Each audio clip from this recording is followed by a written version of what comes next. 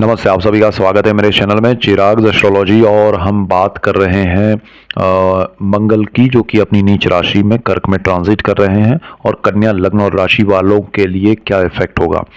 देखिए, मंगल ने ऑलरेडी 20 अक्टूबर को ट्रांजिट कर लिया। ये समय आपने ऑब्जर्व करना है कि आपका ये समय अब तक का कैसा रहा, जो पर्टिकुलर मैं स्थान और चीज़ों को लेके बता रहा हूँ, और उसके अकॉर्डिंग आपको आगे का समय समझ लेना है कि ऐसा ही कुछ होने वाला है। तो आप ज़्यादा क्लैरिटी से उसमें निर्णय ले पाएंगे और ये चीज़ आपको बेनिफिट करेगी। मैं शनि जो है वो वक्री से मार्गी हो रहे हैं, उसका भी मैं आपको वीडियो जल्द ही देने जा रहा हूँ।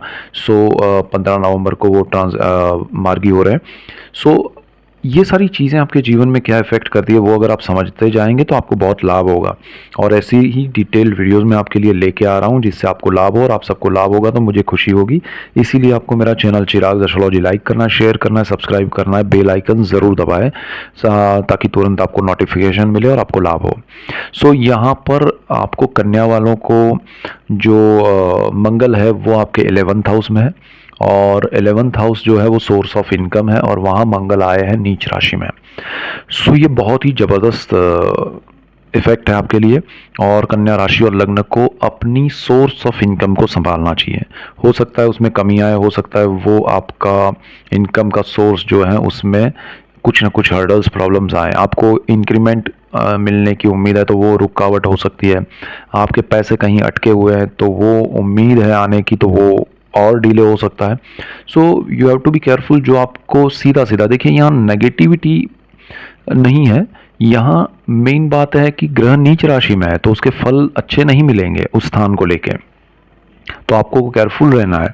अगर आप ये सोचे कि नीच राशि में मंगल जा रहा है फिर भी अच्छा ही कुछ मिले मुझे उस स्थान को लेके, तो वैसा नहीं हो सकता है।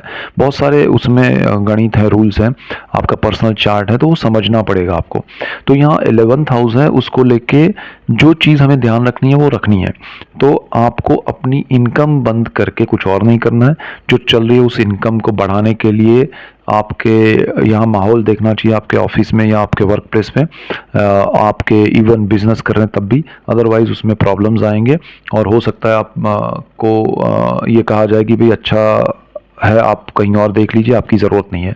तो बी केयरफुल कि अभी ये समय राइट टाइम नहीं है इनकम बढ़ाने का। ये समय है जो चल रहा है उसको संभालने का, जो इनकम आ रही है उसको बचाने का। ठीक है। इसके बाद मंगल आपकी कुंडली में जो स्थान का मालिक है वो है आपका अष्टम भाव, जहाँ 1 नंबर लिखा है मेष राशि है, और आपकी कुंडली का तीसरा भाव जहाँ पर 8 नंबर लिखा है। तो अष्टम भाव पितरों का है, पैतृक संपत्ति का है, गुप्त धन, गुप्त विद्याएं, गुप्त रोग का है। इन सारी चीज़ों में हर्डल्स प्रॉब्लम्स आ सकते हैं।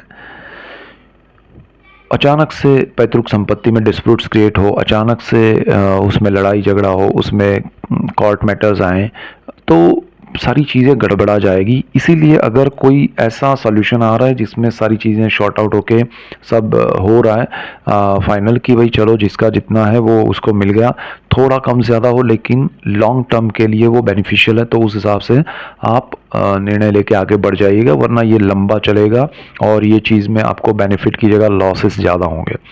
सो बी केयरफुल। दूसरा, गुप्त विद्याओं के पीछे ना जाए, गुप्त धन को प्राप्त करने की कोशिश ना करें, उससे कोई लाभ नहीं है। और गुप्त रोग के मामले में संभालिएगा। जो चीज़ आपको पता नहीं है और पता चले कि भाई मुझे ऐसी कोई बीमारी है, तो you have to be clear कि मुझे उसका सॉल्यूशन करना है विथ मोर देन 2 और 3 ओपिनियन।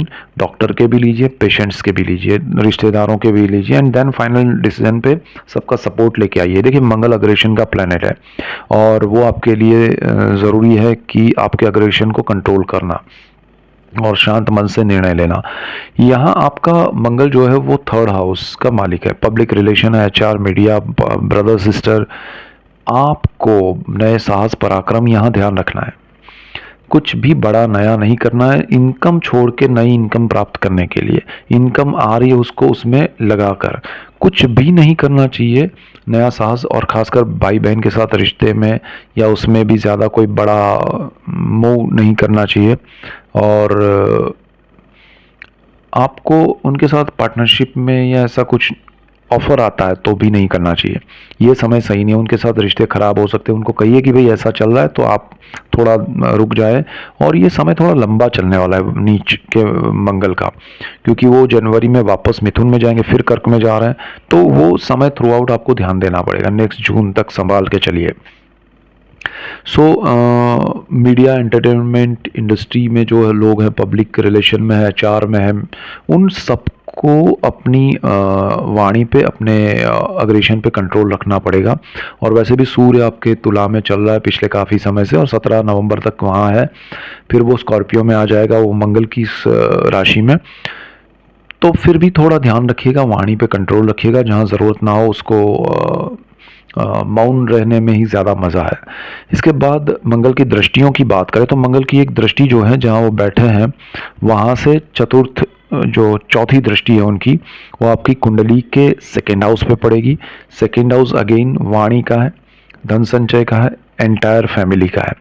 यहाँ सारी चीज़ों में आपको, वैसे यहाँ तुला राशि है, शुक्र की राशि है, वाणी विलास ना हो जाए, ज़्यादा बोलना ना हो जाए, ओवर कॉन्फिडेंट होकर आप कुछ भी बोल दे वो। और साथ में मंगल की दृष्टि की वजह से गुस्से में या अग्रेशन में या दिखावे के लिए या दिखाने के लिए किसी भी रूप में आपको वाणी पे कंट्रोल रखना ज़रूरी है। परिवारजनों के साथ ज़्यादा आपके मन मुटाव हो सकते हैं, या उनसे एक दूरी क्रिएट हो सकती है, और विचारों के मतभेद बढ़ सकते हैं, तो थोड़ा ध्यान रखिएगा।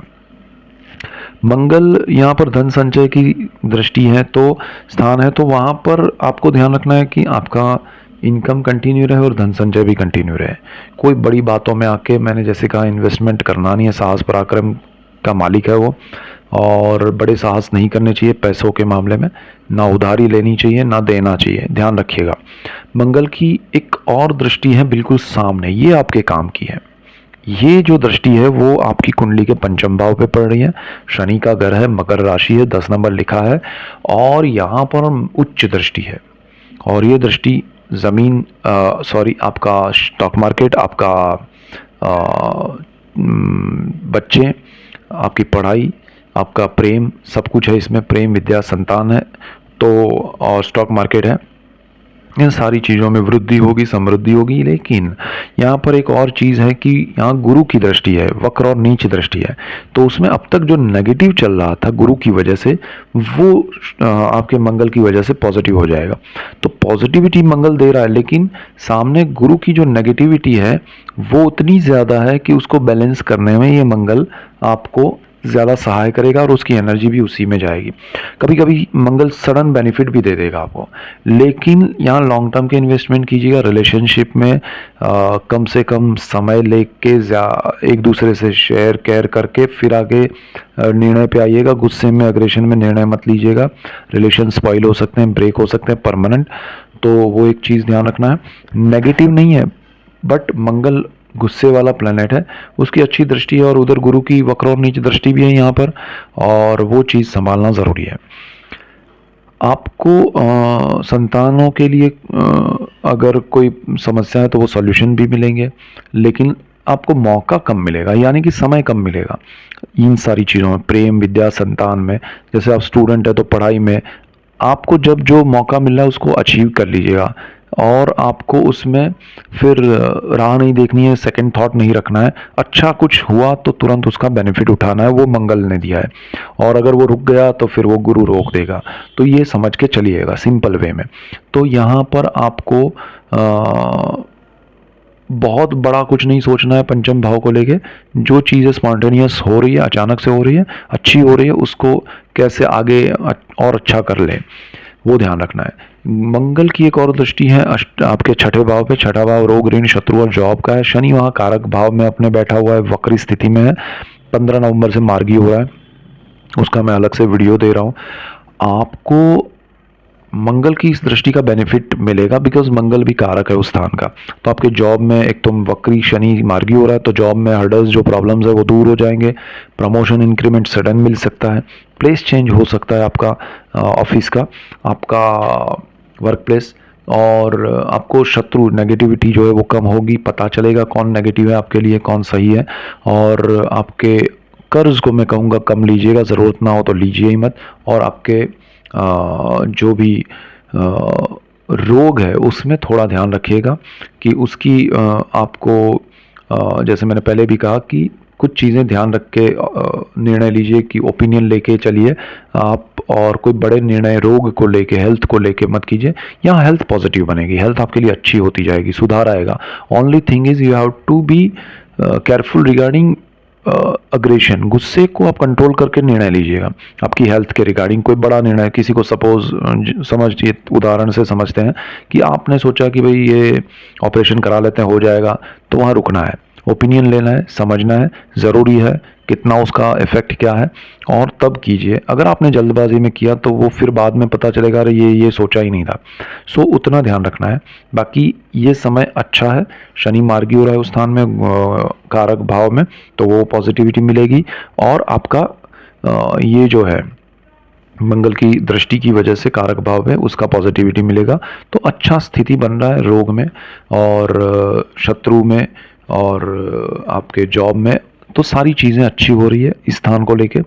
सिर्फ उसको बहुत बड़ा अचानक से होगा चीज़ें, तो आपको ये नहीं सोचना है कि जल्दी से मैंने कर लिया और मैं दिखा दूं कि देखा मैंने कितना बड़ा काम कर लिया। और नहीं, वहाँ ओपिनियन खासकर जॉब स्विच करने में या आपका इवन जो लोग बिजनेस कर रहे हैं उनको भी ध्यान रखना है।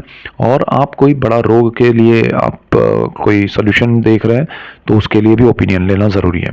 सो ऐसे ही डिटेल वीडियोस मैं आपके लिए लेके आ रहा हूँ। शनि का भी आपको जल्द ही मिल जाएगा। So that's it for today, keep watching Chirag astrology. Thank you for watching, God bless you and good bye, thank you.